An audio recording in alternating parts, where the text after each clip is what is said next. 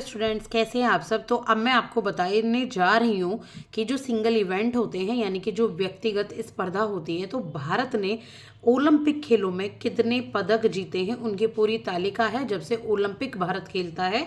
और ओलंपिक खेलने के बाद जो सिंगल इवेंट में जीते हैं ना, सिंगल सिंगल पर्सन ने जो अवार्ड जीते हैं, जो पदक जीते हैं, उनके बारे में मैं आपको बताऊंगी और कौन कौन से जीते हैं, क्या क्या साल रहे हैं, सारी इन्फॉर्मेशन इसमें आपको मिल जाएगी।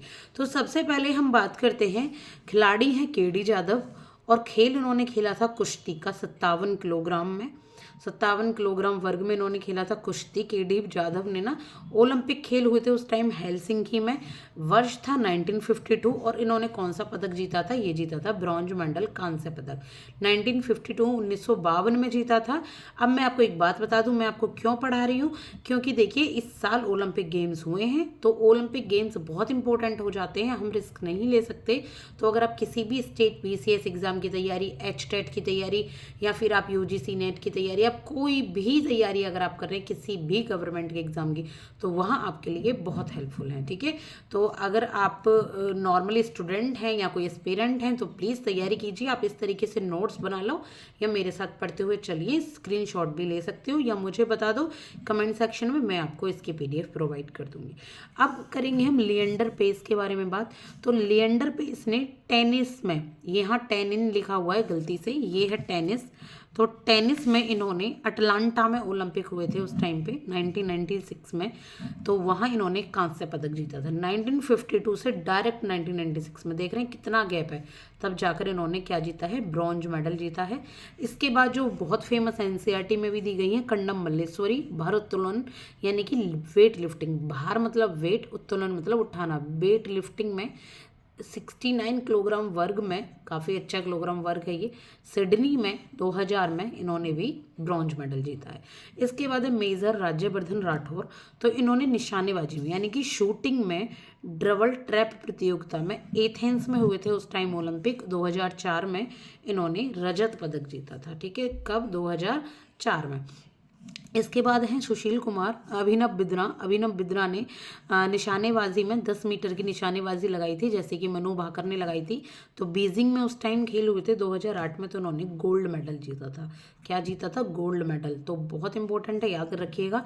इसके बाद है सुशील कुमार। तो सुशील कुमार ने कुश्ती में 66 किलोग्राम वर्ग में, बीजिंग में ही, उसी में ही जो इन्होंने जीता था, कांस्य पदक जीता था 2008 में, अच्छा वो रहा था तो सिंगल में, तो कांस्य पदक जीता। इसके बाद विजेंद्र सिंह ने बॉक्सिंग में 75 किलोग्राम वर्ग में, बीजिंग में ही कांस्य पदक जीता है 2008 में।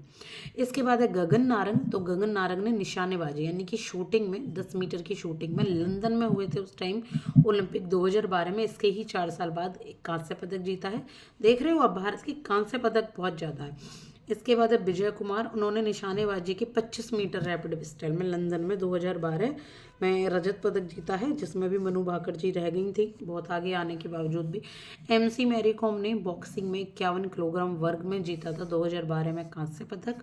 योगेश्वर दत्त कौन है, पहलवान है, कुश्ती में 60 किलोग्राम वर्ग में, लंदन में ही हुए थे 2012 में, उन्होंने भी कांस्य पदक जीता था।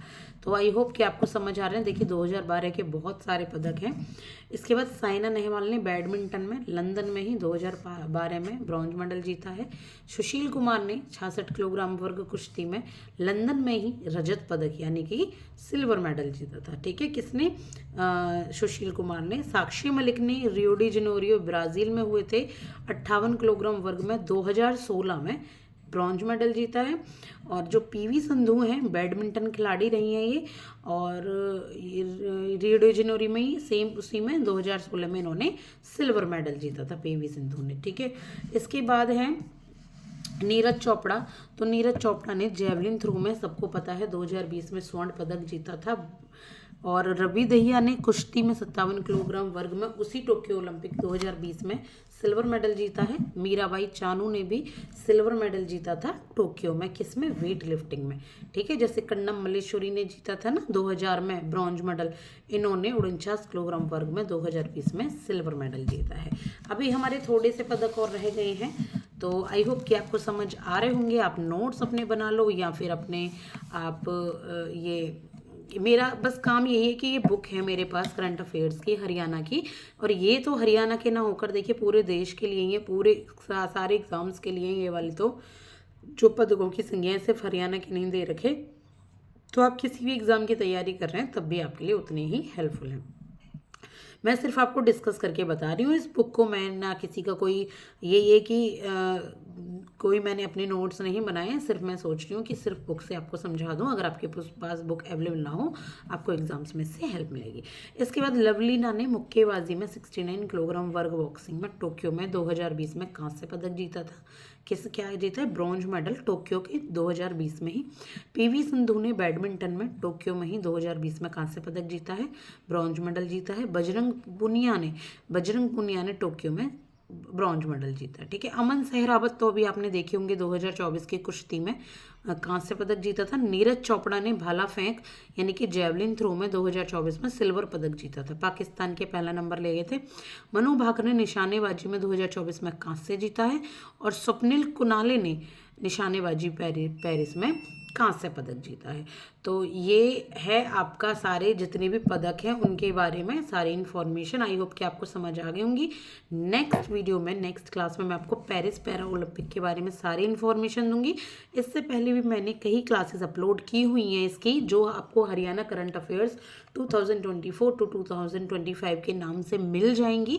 8 क्लासेस मैं करा चुकी हूँ, ये 9वीं क्लास है, तो आप देखना मत भूलिएगा। प्लेलिस्ट को सेव कीजिए, आपके लिए बहुत हेल्पफुल है। Thank you so much.